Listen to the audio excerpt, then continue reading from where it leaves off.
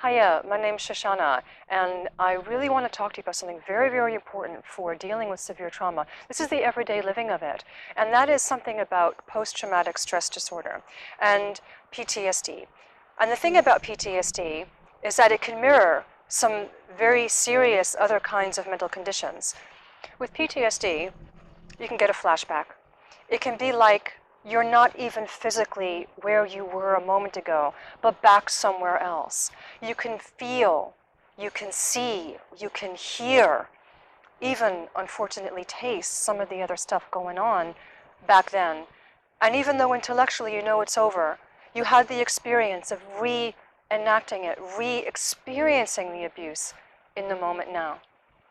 And you can also have other kinds of flashbacks. It could be a somatic flashback. So I've had clients who have felt the abuse occurring even in the middle of session, knowing that it wasn't happening, but also feeling like it very much was. And you can hear any of the sensory information you have. You can get it in pieces, or you can get it all at once in a complete, full-blown sensory flashback. And here's the thing. Psychosis. The definition of psychosis is not being able to determine the difference between external and internal reality. In essence, PTSD is a kind of psychosis when you have flashbacks. What if you're not going crazy? What if the psychosis is actually PTSD?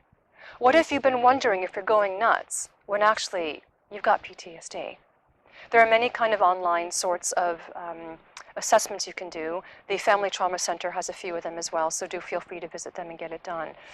Really wanted to convey to you that these things can happen. Also, there's a difficulty of when people have had a lot of really severe abuse, sometimes that can generate fault lines in the personality that can trigger other things going on. So for instance, I've had clients with generalized anxiety, OCD, and PTSD all at once. Now, OCD is another thing to talk about within PTSD. OCD is Obsessive Compulsive disorder. And that means that you just can't stop thinking about something with obsessive thoughts. And then you actually do something to kind of ease the anxiety or really like preventing something awful from happening. So you have kind of these superstitious rituals. And so with PTSD, it can happen that you just can't stop thinking about it. You just can't stop. It's obsessive. But it's not OCD. It's not OCD. But what if you do have OCD as well, and it could be that your OCD has fastened on some aspect of your abuse experience? It's really important to begin to tease out, with assistance, what's really going on for you, so that you know that you really are sane. Lots of really productive, amazing, successful people have had OCD and conquered it, and have had PTSD and conquered it. So as long as you know what's going on, that means you are armed to do the interventions that are right for you. Now here's one of the things about OCD and looking at PTSD kinds of traumas. In another video, I talk about how it didn't happen to you.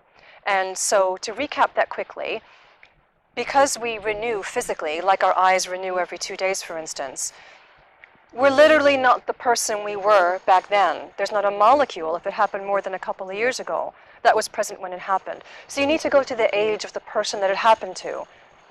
And so when that's going on, right?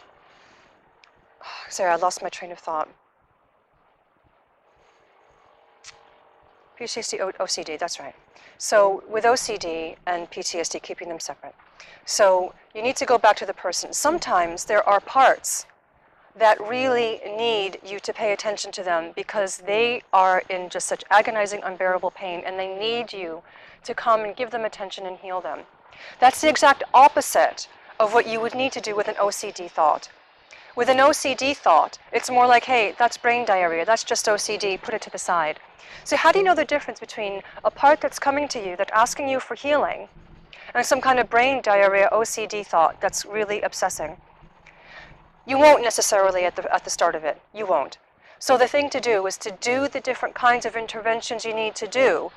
The one that works, well, that means that was the explanation. If going and healing with the voices gives you some kind of relief, well, then that's what you need to do. That's not an OCD-related part.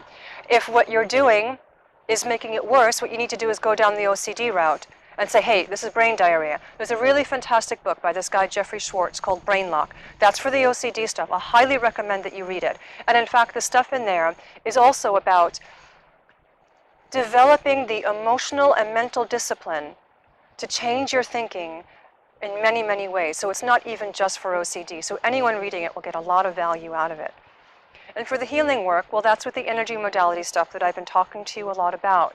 So I really wanted to bring that to you with PTSD, OCD, psychosis, to let you know that, you know what, maybe you're not going crazy. Maybe you're completely sane. Maybe what you're experiencing is a completely sane response to a completely insane situation. And help is there for you. And you know that you can heal and you can get there. Here's to you. Bye for now.